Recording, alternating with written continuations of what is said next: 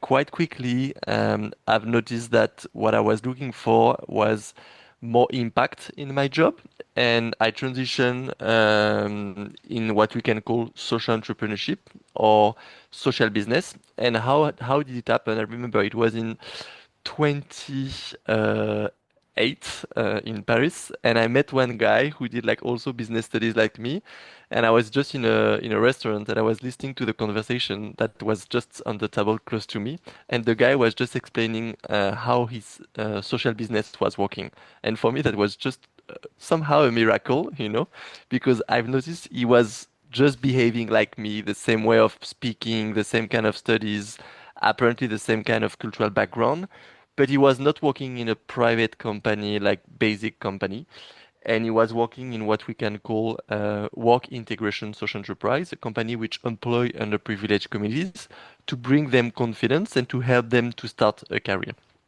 So when I was listening to the guy, I said, okay, this is what I want to do, and this is possible because someone else has done it. So basically, I Google it just after the lunch. I sent him an email and said, oh, I listened to your conversation. I want to meet you, and this is how I transition. So I share with you that story to explain, like, of course, you can have some convictions, you can have some willingness, you can believe in something, but after you also need to take opportunities wherever they come, whenever they come, and that was mine. I was working in that consulting company for 3 years, and then I had the feeling, okay, it's time to shift and to put my skills at the service or of social business or impact project. So that's how I transitioned from pure business studies and work to social entrepreneurship. And then what brought me in Kenya? First, what brought me in Africa, actually, because before coming to Kenya, I used to live a little bit in DRC, Congo, and Uganda. And this is because my wife is doing some research and she has to do some field work in those countries. So once again, that was an opportunity. I could say, okay, I stay on my job in Paris, you go there for some time, and we meet again after. And the decision I made is, okay, let's take that opportunity and let's go to discover a place that I didn't know. Actually, I had never been to Africa before that. And this is how I discovered Africa. And I don't know how many of you had the experience to live abroad, and especially in Europe. But Europe, we have a lot of chance by having a lot of a good economy. People are well supported. You have lots of benefits. But the reality is, you don't feel the same thing as in Africa, with a lot of youth, a lot of energy, a lot of optimism in the future. In France, you look more on how your life was better. You don't look at how your life could be better. And that's what impressed me so much in Africa. And basically, I decided to stay there and try to put my skills once again at the service of social entrepreneurship, but now in Africa, in Connexio Africa. Well, I must say Africa is really blessed to have someone with much initiative and so much care for the young people. Thank you so much for sharing your inspiration and how it began just listening to a conversation tables away, and then it just sparked interest and that conviction to make impact. Thank you for sharing that. Fabian, I know most of the people we've joined here are hearing about Connexio Africa for the first time. Would be really honored to hear from you the journey of Connexio Africa, about Connexio Africa, the impact it has had on young people. I can explain you quickly the story. Actually, Connexio started before I joined. I was doing other things 10 years ago, and the initial model is how to support refugees arriving in Europe by having the right digital skills to find a place in the society. Let's imagine you have been in Afghanistan or in Libya, you arrive in France, lots of things are new. The culture, the language, the people, lots of things. One big barrier is digital skills that you don't have. You know how to use wherever you are in the world. You know how to use a smartphone. You're on WhatsApp, TikTok, Snapchat, or whatever, but you don't know necessarily how to use a computer to work. You don't know necessarily how to use a computer to do your paperwork, the administrative part. So the initial model of Connexio is how to provide the right digital skills, not only for leisure, but also for work and paperwork, to integrate yourself in the French society. So it started like this in Paris 10 years ago. And 5 years ago, the people who were there said, okay, we are targeting refugees, we are providing digital skills. Maybe we could also target the refugees not arriving in France, but the refugees being in Africa before moving. And this is how it started. And it started actually in Malawi, in a refugee camp close to Lilongwe called Dzaleka Refugee Camp. And the initial model was to make a partnership with an NGO based in the refugee camp called JRS, Jesuit Refugee Services. And together, Conexo and JRS imagine and implement a program where they provide digital skills. Then they also set up the condition to get a good internet connection, computers accessible for people to access to online jobs. Because when you live in a refugee camp, you don't have like a lot of freedom of movement. There are not many jobs, even less than in big African countries, cities. So that was the starting point of Conexio, moving outside from France and setting up in Malawi. And I arrived once those pilots in Malawi have started, and another one in Kakuma refugee camp in Kenya. And we said, okay, there is an opportunity to scale that, but we need to first create a local entity. So we created another entity different from Connexo France, which is called Connexo Africa. So now we are our own NGO registered in Kenya. And actually, I'm the only one not Kenyan. All the board is Kenyan, the team is Kenyan. And what we've done two additional things. The first one is we rethink all the training approach that we had because at the beginning, we were in 2020, it was like more basic digital literacy, how to use a computer, how to use Excel, etc. But as you know, AI has arrived since a few years, and now a lot of things are automatized. So if you don't know how to use AI, and if you don't change the way you train people, the kind of skill you provide, then it's useless. So now we shift our program to focus more on people who have the good critical thinking and they like the technology and they like using AI rather than just to use a computer. So this, we've revamped all our curriculum, we set up some new tools, and basically we are trying to train people on the skills that will be needed tomorrow, especially online, because where the people live, it's refugee camp, but also different informal settlements. They don't have access to formal jobs locally, and we help them to find opportunities online. Mhm. That's the first model we have. And the second model we set up recently is we also have our own BPO. BPO stands for Business Process Outsourcing, where we employ some of the people we train and we deliver our own online services. And we do that to provide work experience to some of our alumni, but also to diversify our model, not only receiving grants and implementing training, but also selling services, making margin, and reinvesting that margin on new projects. So basically, Connect to Africa mission is providing the right digital skills for the job of tomorrow for underprivileged communities. And the way we implement it in Kenya, but also Uganda, Malawi, South Sudan, Ethiopia, so basically East Africa, two legs, training people, providing skills. Second one, providing work experience. And yeah, that's it. This is really impactful work, Fabian, that you don't just end at training people with the skills. You actually go the next step, which is finding employment for them. So it's a very unified pipeline. So thank you so much for sharing that. It's great work that Connects Your Africa is doing. Thank you. You did mention a lot preparing young people for the digital work. And I'm just curious that how, from your perspective, how has the remote work landscape evolved? And what opportunities that does it create specifically for young professionals in Zimbabwe and across Africa? I know you mentioned about the coming in of AI, but Mhm. Yeah.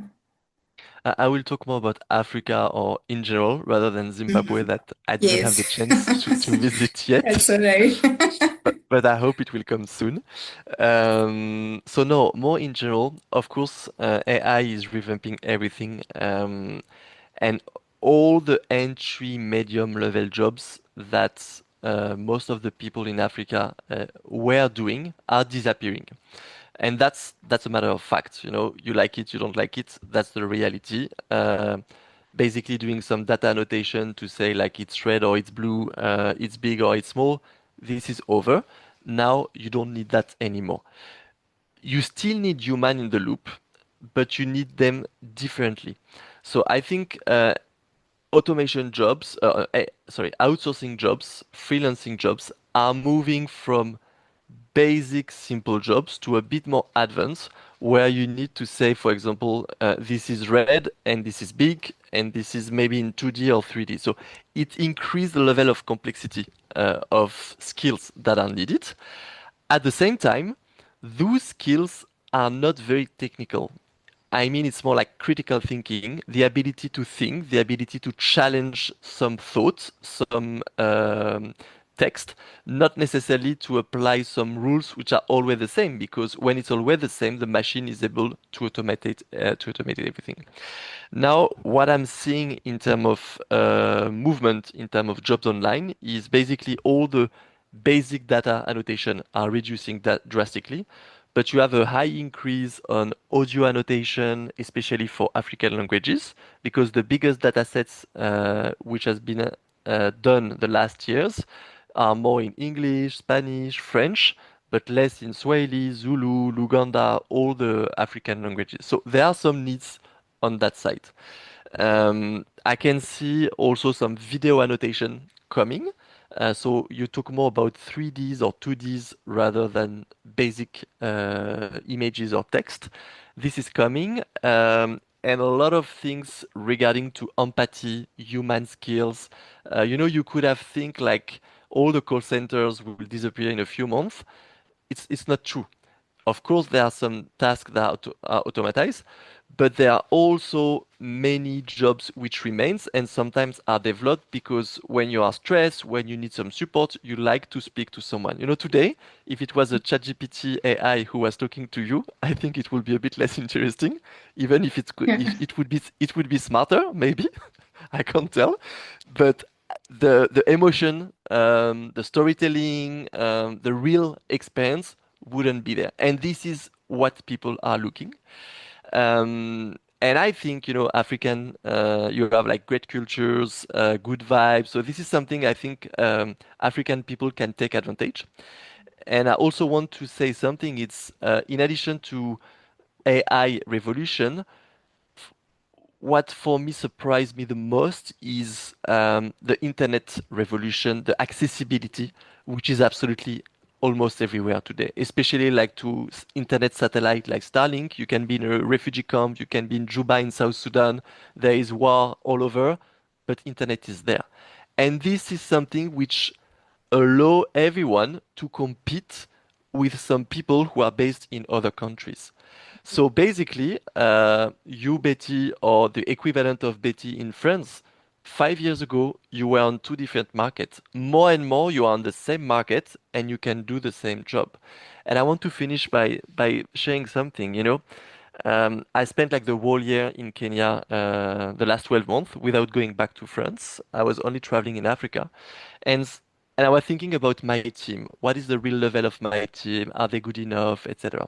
And since I'm in France and I'm seeing a lot of people in France, I'm starting to compare the youth from my team and the youth that I'm meeting in France. And I have to say, honestly, the level of general skills is almost the same and even sometimes is higher in my team in Kenya. And once I've said that, basically, if you have at least the same kind of skills, even a bit higher, if you are more motivated and if you are cheaper, because the reality is the salary are cheaper in Africa rather than Europe, then you start to be very competitive. Now the question is how you enter on this market, how you show your value, how you demonstrate that it's really working and there are not only giraffes in Kenya. You know, people have images of just safari and big parks, and they don't think about necessarily Africa as a good outsourcing place. But things are moving, and I'm quite hopeful we can allow African talent to compete with other talents all over the world. Thank you so much for sharing. You did touch on the importance of soft skills, that this is something that AI can't copy. The human part of it, the emotion, the storytelling part of it. And I'm just curious, what technical skills are in demand, or can young people be prepared on for this evolving digital economy? I think it's the same as before, but tomorrow or today, you should always say this kind of skill with AI. Let me give you an example. Graphic design. Uh, we still need graphic designer, but graphic designer won't create every logo, every images alone. They will go on Nanobana or Canva and they will generate images, they will adjust Mhm. the image, etc. Let me take a web developer. I don't believe everyone will create all the websites alone on an AI. It's too complex, and when you are not happy about the colors or whatever, you need someone to be able to adjust the website generated by a tool like Mhm. Lovable. What is important really is to think the usual skills and you add with AI. This is honestly more than a technical skills, it's a change of mindset that everyone need to adopt and to say, okay, I'm not doing any more cybersecurity. I'm doing cybersecurity with AI. And this is the shift. And once you start thinking like this, you have a more comprehensive and versatile approach rather than to be absolutely the expert on one areas. And you have a combination of the existing technical skills, which can be web development, cybersecurity, whatever you want, with the AI mindset. And when I'm saying AI mindset, I'm not saying you are an expert of ChatGPT or DeepSeek or whatever. You have the ability to think with AI. And this is something very new. It's difficult because there are not a lot of experience, but this is what I'm seeing shifting massively right now. Thank you so much. I do sense collaboration with AI. Like you can't just leave everything to AI to say, AI, do it for me. There has to be strongly a human component. And that's really, I think, it makes us be at ease because I think a lot of us would be like, oh, AI is taking over everything. But I think it's helpful to know that we are still important. Like the human component is still very crucial. In AI alone uh, would not be enough to take over, to take care of a task. So thank you so much for sharing that. I think all of us, we did a survey before this webinar, and the most common question from our participants was, where do we find these remote opportunities? Where are these Sure. job opportunities? Yes. Um, I think they are okay. First, before remote opportunities, I think what is also quite important is to think about also tech-enabled jobs. The fact that you become quite tech savvy, good at AI, you can open doors that are not so far. And I'm seeing a lot of people, okay, they were doing like, for example, they were selling some clothes in the street. Tomorrow they sell it on TikTok and Instagram. I think you also need to think about how do I improve my business by having tech skills, which allows me to sell online, to find partners online. I think this is also something quite important. Then to start looking for a job, you can look for me to three kinds of areas. The first one are the generic platforms, which basically outsource specific jobs and you don't talk to the end clients. Those platforms are called, for example, Appen of freelancer.com or Toloka, Uber AI. There are maybe like 20 to 30 platforms where you will register and you will receive some tasks depending on your level, your skills, your proficiency in one language, the kind of jobs that you are requesting, and then you receive the task, you execute the task, and then you are paid by task, basically. And sometimes you have to do a video annotation, sometimes you do have to do a translation, a transcription, but basically you register and you receive task and you do the task. You don't have to negotiate, you don't have to convince someone. You need to fit in the requirements for the task they are looking for and you operate them. That's the first area. The second area are platforms which connect employers to individual freelancers. Those are called, for example, Upwork. This is the big one. So if I'm in France and I'm looking for a data annotator or a Python developer, I will go on the platform, I will publish an opportunity, you will apply, you will make a bid, and then I will select the best guy I can find for the cheapest price, basically. So this one, as a freelancer, you will present your services and you will bid. And the most difficult is to start because at the beginning you have no work experience, so no one wants to work with you. And step by step, you create your credibility and you have to build your portfolio, your online image, all this. Same as if you were selling something in the street, but you sell it online, basically. The third areas for me, which has a lot of potential but is not so easy for now, is every job that can be done remotely. And I think the best way to find them is more LinkedIn, for example. So basically, you will apply as a job directly to the employer, and you will be contracting directly with him. And for that one, you need a lot of networking, a lot of prospecting, and they are everywhere, those jobs. So I would recommend more to start on LinkedIn, but there are other platforms, job search platform that you can find. This is great. Thank you so much for sharing the three pathways where we can find remote work, and to also an encouragement to put ourselves out there, build our portfolio, put our skills out there so we can match to the organizations. Thank you so much for sharing this. Now, I know, Fabian, you've worked with a lot of youth, and you've also supervised a lot of youth who are working remotely. My question is, what are some common skill gaps that you notice among youth working remotely? It could be technical skill or even soft skills. I don't see so much technical skills missing because most of the youth they've been using computers and smartphones for quite a long time, and they are quite tech savvy. Apart maybe on their use of AI, so usually you see an email say, okay, it's been written by ChatGPT, and I can recognize the Mhm. way the document is structured. It comes from Claude. This is quite easy. So apart that, they are quite good at technical skills, honestly. And sometimes they are too good. I mean, they will focus on something very technical rather than ask themselves, do I take the good road? Am I on the good path? No, okay, maybe I should come back, think about what is the right direction to take, and then I take that direction. So I think what is more missing, and it's not only for African, it's from what I've seen all over the world, is more soft skills.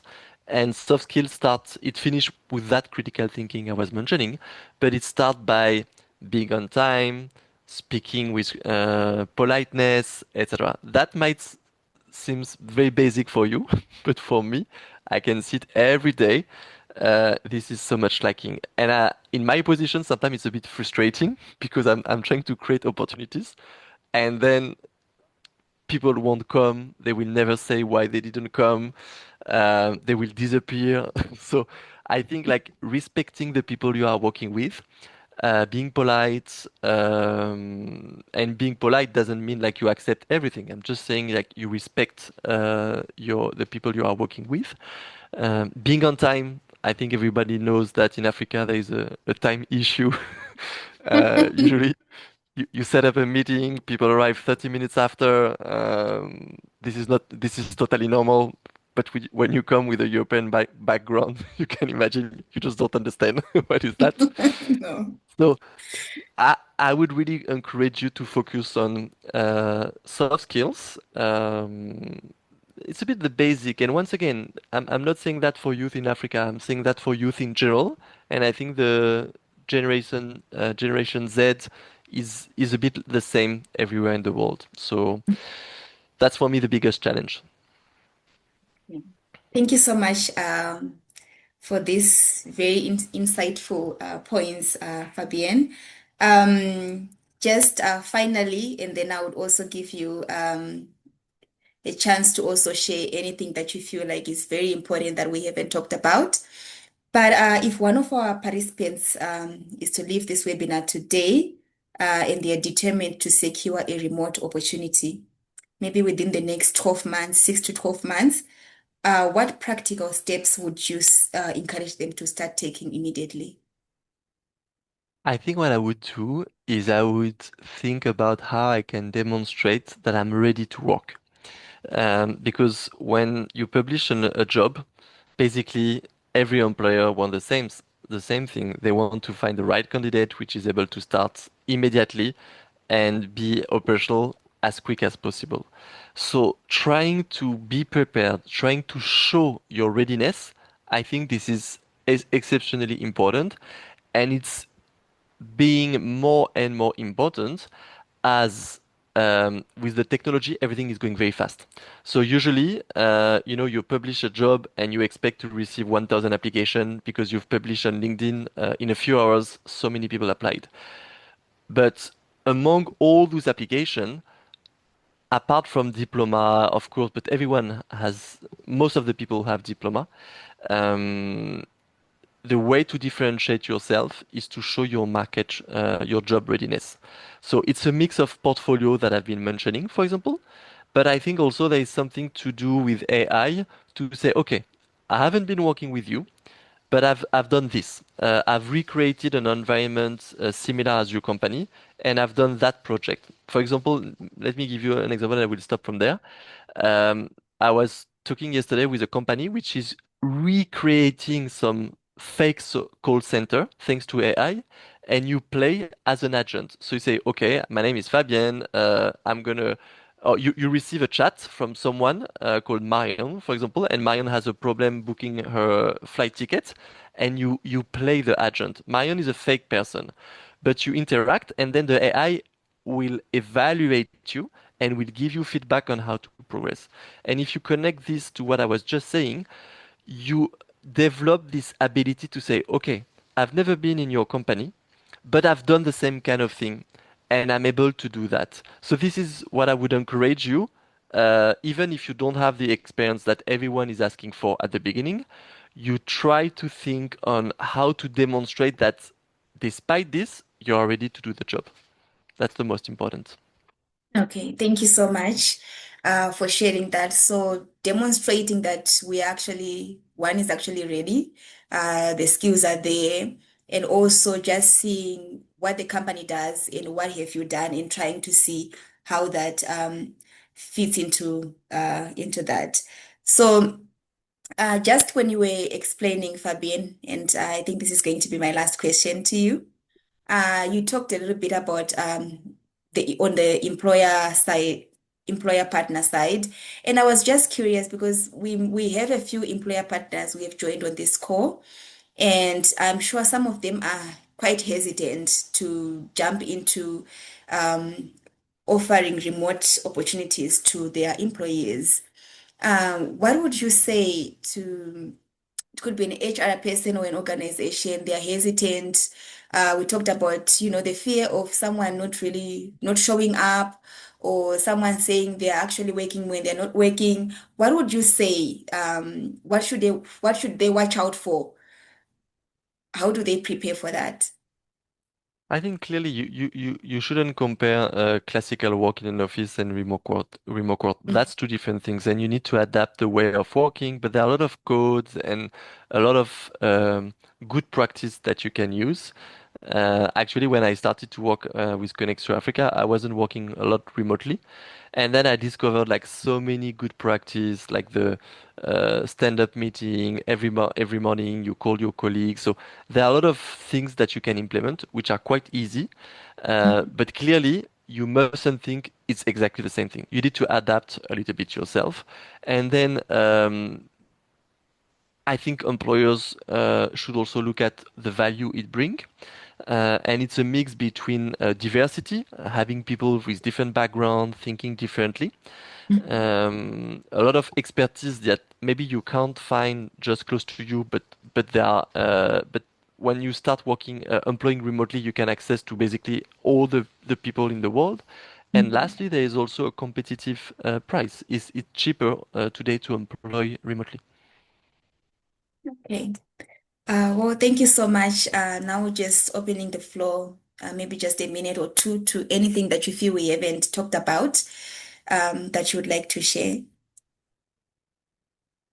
I think you've been quite comprehensive in your questions.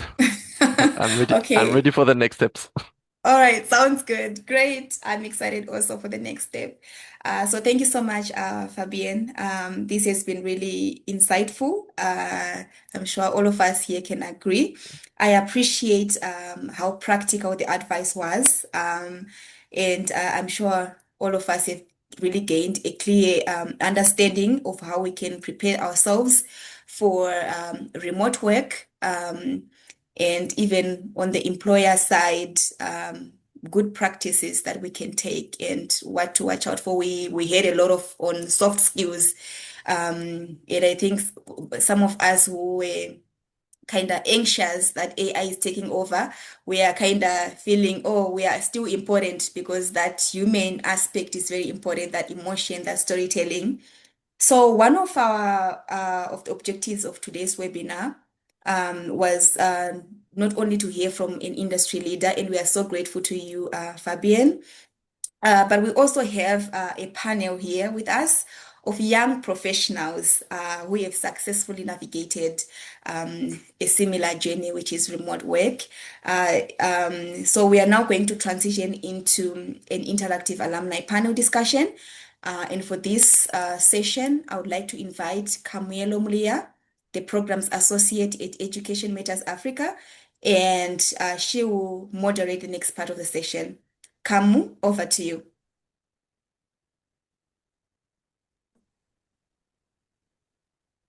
Thank you so much, Miss Betty. My name is Camille Lomlea, as you've heard, and I'm delighted to be here today with you and facilitating the next session.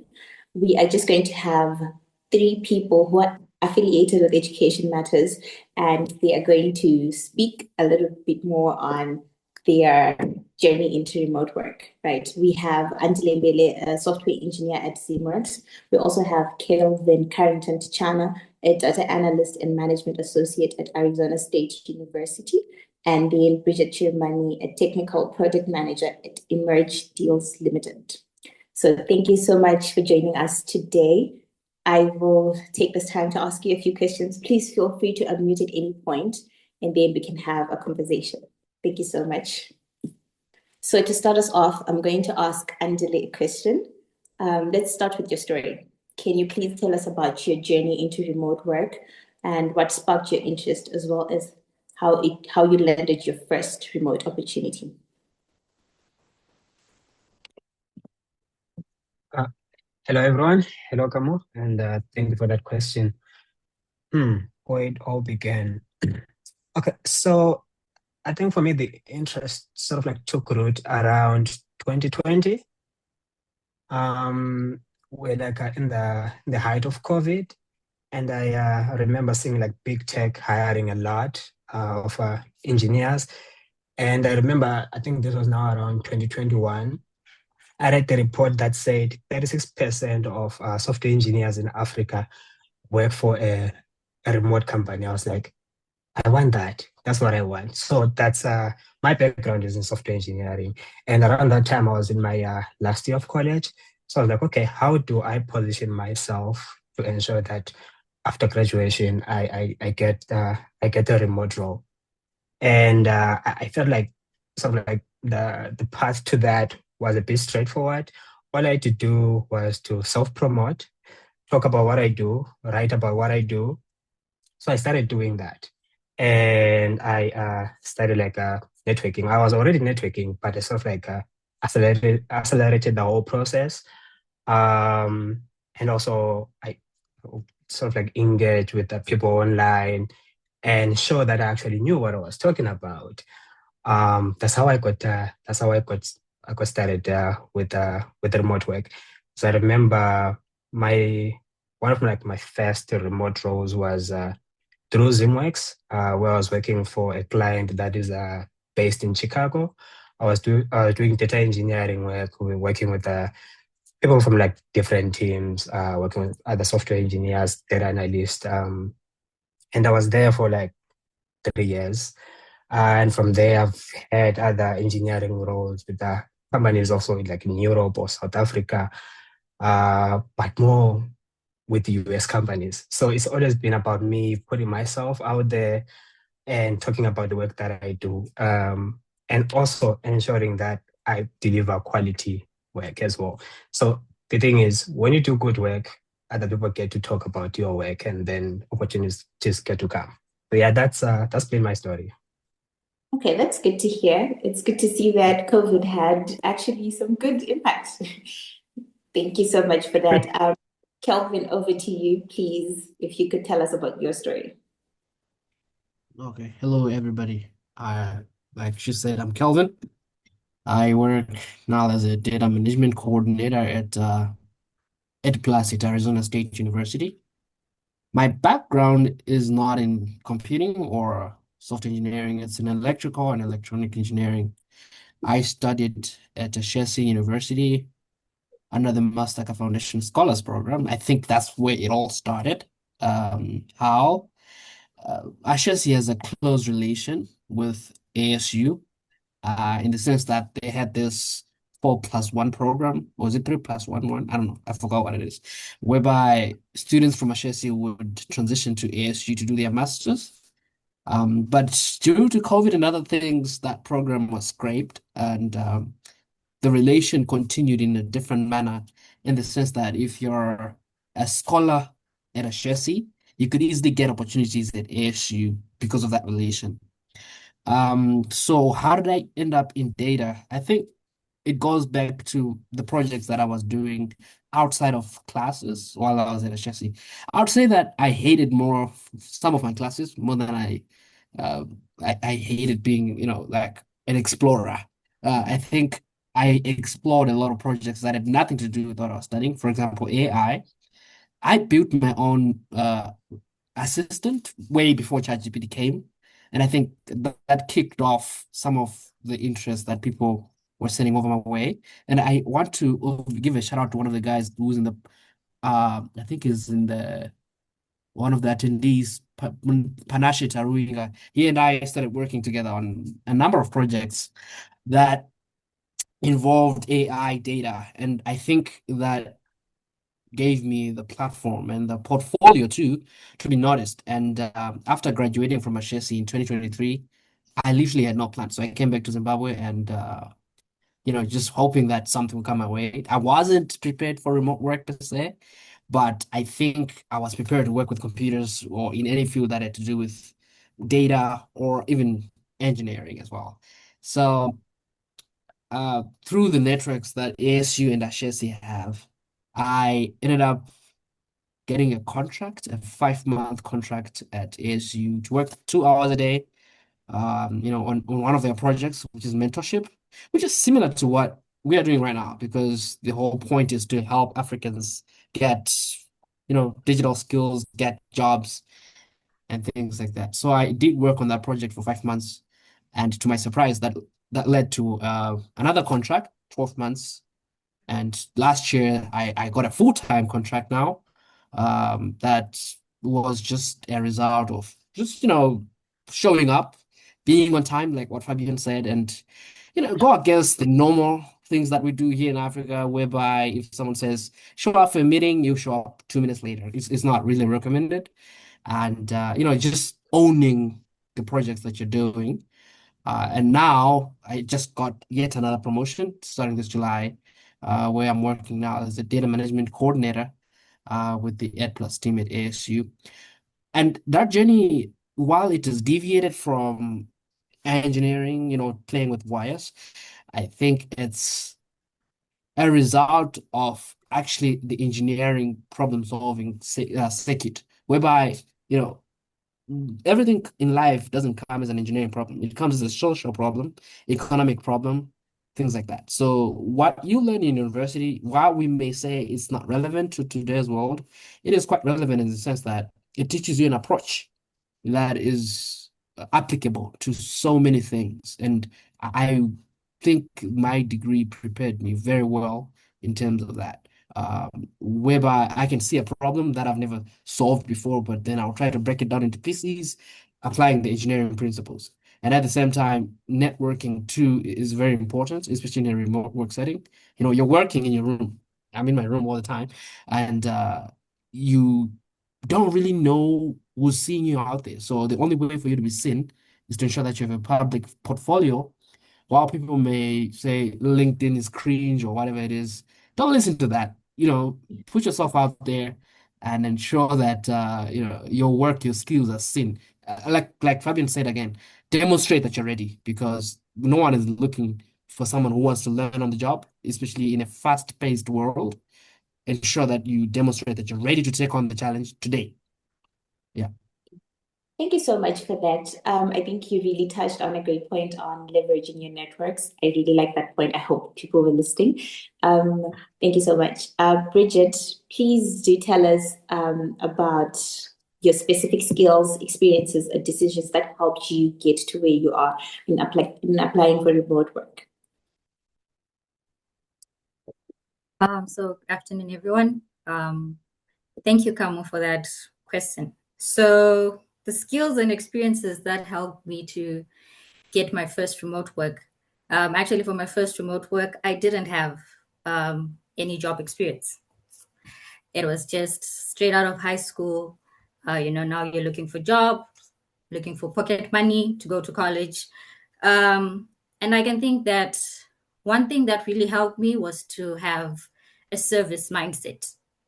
I realized that I didn't have anything. So what to do when you don't have anything? You have to serve. I want to get something, but first you have to serve. So do the grunt work as a data entry. People hate taking meeting minutes. I would offer that. And I would offer that in a space where we were at AOU and they were quite open. They were quite interactive with us students. So if you go into the office, you find something that needs to be done, you do it. You offer to do it. You give yourself to show that you're ready to work. You're not lazy. I think that was one. And the other thing is a continuous learning mindset. There's always an opportunity to learn. You don't know everything. Like I said, I didn't have any job experience. So what do? You do the certifications. You don't have money, do the free certifications. Like what Fabian and Kelvin have been saying, is that show that you're ready to work. So you do the certifications, you do the programs that are associated with the industry and the work that you want to do. And you market yourself and you show that you're ready to work, that you're someone who's workable with, that you're someone who's ready to apply yourself into any challenge. Yeah. So I think having those two mindsets is what helped me to land my first opportunity, because it came as an offer, because I actually didn't have, any CV or anything to put out there. Thank you so much. I think we can learn one or two things that you can actually start from zero, right? Thank you so much for that. Kelvin, back to you. You mentioned that you are actually working in your room right now, and I think I wanted to touch on that a bit, right? Because social media does paint this picture of remote work is the dream work, right? You are always in your room, you are in your comfort zone as well. But of course, every career has its own set of challenges. What has been the biggest challenge you faced working remotely, and how did you navigate those things? Yeah, I think one of the biggest challenges remote work is at first it doesn't feel real, right? You're working from a room, you wake up and you just wash your face and you sit behind the computer, you start, pressing your keyboard. And that limits your thinking capacity in a way because you don't just have to have a job. I think your first job, think of it as a launching pad. And if your first job is a remote job, there's a trap. And the trap is you don't see it enough as a launching pad, but rather you see it as something that's just helping you get by. So that means networking with like-minded people becomes very difficult. And uh, even that work culture thing, like, oh, I've got a friend at work that we share this and that, it becomes non-existent. But I think the easiest way to navigate around that is proactive communication, right? By that I mean, while it's all good and all to just do your tasks, to lead your project or whatever it is, you must have, I think, someone within the work environment or within your office, wherever it is, that you resonate a lot with, and that way it creates that, I don't know, what they say, your job is a family kind of thing, whereby whoever you're working with sort of becomes an extension of your friends or your family or whatever it is. Obviously, you have to be careful about who you choose to do that. But I think that way it gives you a launching pad for even promotions, for other opportunities that may come. For example, I joined working on one project, which is mentorship, but now I'm handling over 7 projects while at ASU. It's because of such relations that I managed to create, even working remotely. I know it's difficult to do it over Slack or WhatsApp or whatever it is you use, but I think you have to put yourself out there. You're shy because, I don't know. There's this idiom that says, "Is it a bird that doesn't cry will not get food?" Something like that. So you have to ensure that you put yourself out there, because remote work is like a cocoon. You get shut in there, and growth is difficult. Yeah. Okay, I So get that. put yourself out there. Ah, thank you for that. Andile, looking back over your remote work journey, what's one lesson you learned the hard way and that has completely changed how you approach your work today? Sorry, I lost you for a second. Is that question directed at me? Andile, Okay. yes. Ah, thank you, Kamu. One thing that I would say is I think I spend a lot of time maybe focusing on being good technically. And then I realized, like, the moment I started doing the job, I then realized that, okay, maybe technical skill is sort of like maybe 2/3 of the job. There's a lot of humane skills that I need in the process. I started learning about not just communication, but over communication. I don't like meetings, but when you're working remotely, you sort of like need to show up. You need to be seen. Communicate blockers early. So I think that's one thing that I've learned. Uh, Communication and communication. In fact, over communication, if possible. I think that's one thing that I've gotten to learn. And also maybe another one. Um, is that at times when you're working with a remote team, um, remember they don't know much about you. You applied, you proved that on paper, and maybe when they did their background research, they found that okay, you have the skills, you can do this job, but they still don't know you. So there may be stereotypes. You always have to prove yourself. I've noticed that usually when I get to work with certain teams, they'll say, "Oh no, we have heard this about Zimbabweans. We've heard that about Zimbabweans." So it's very important that you kind of like get to crush those stereotypes.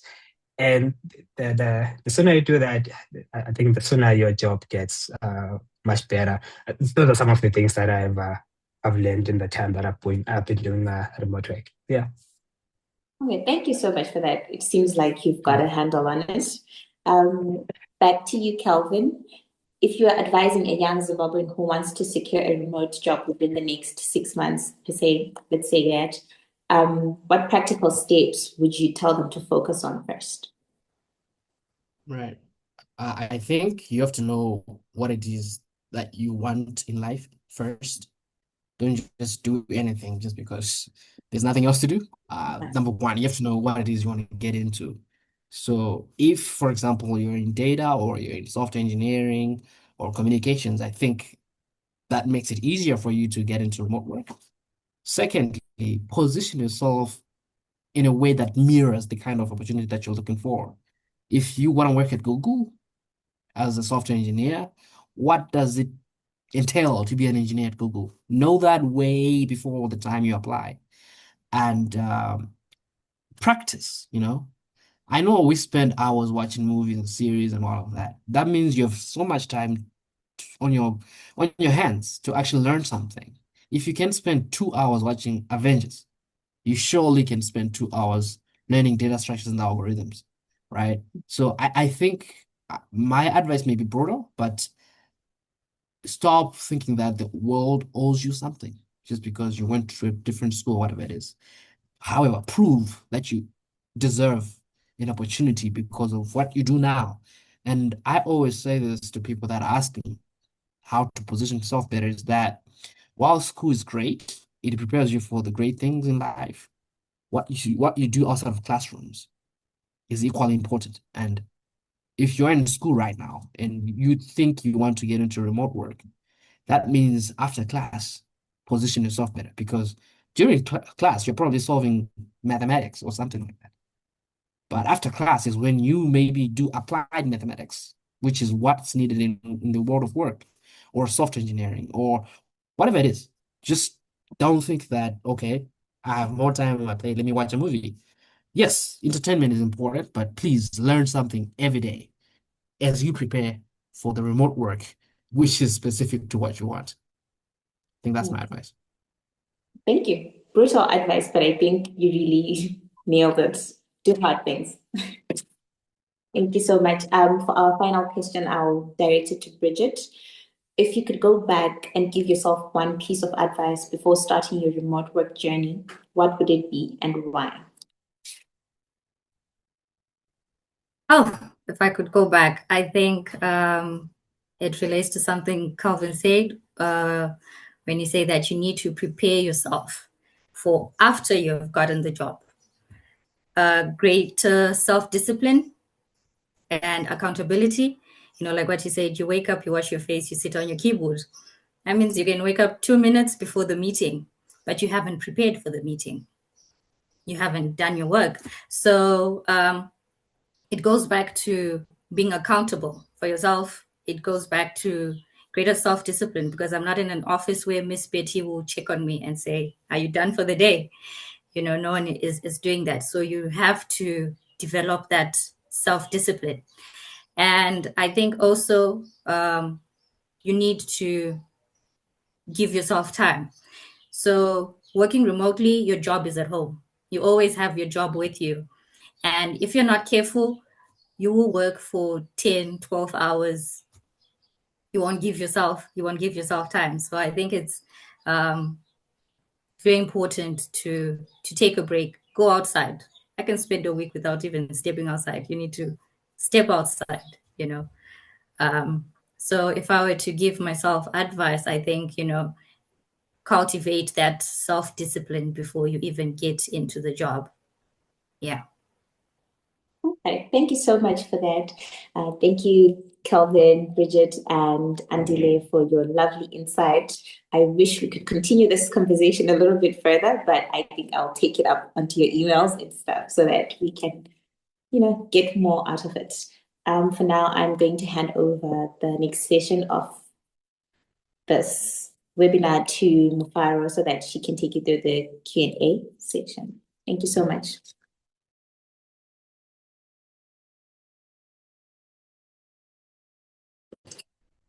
Thank you so much, Kamu. We'll now open the floor to 1 or 2 questions because of our time. If you have any questions for Fabian or our panelists, please feel free to ask. Our panelists are also invited to ask questions and contribute to the discussion. So if you have any questions, may you please raise your hand. And I would also want to say there were some questions which were asked in the chat. If you have asked a question, I see all of them have been answered.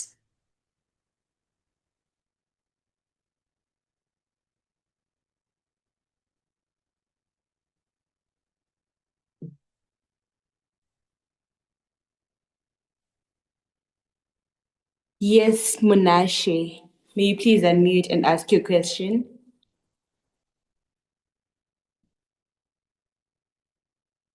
I think since this is a webinar, you might have to give them the responsibilities to speak first, because they don't have the microphone enabled by default. All right.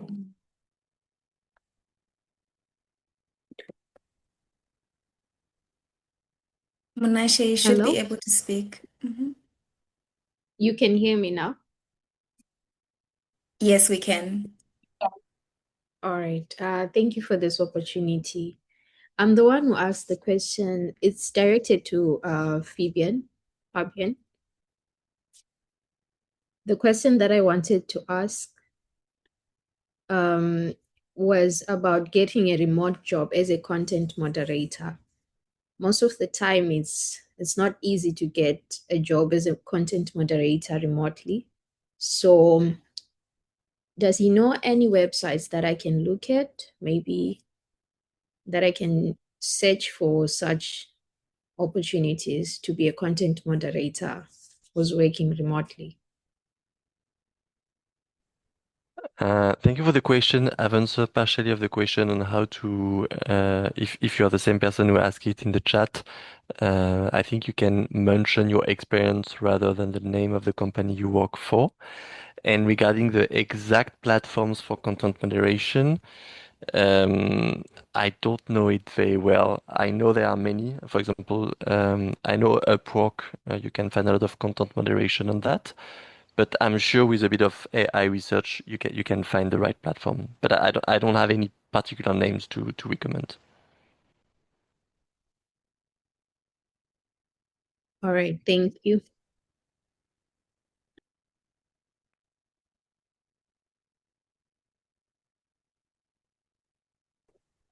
Do we have any more questions?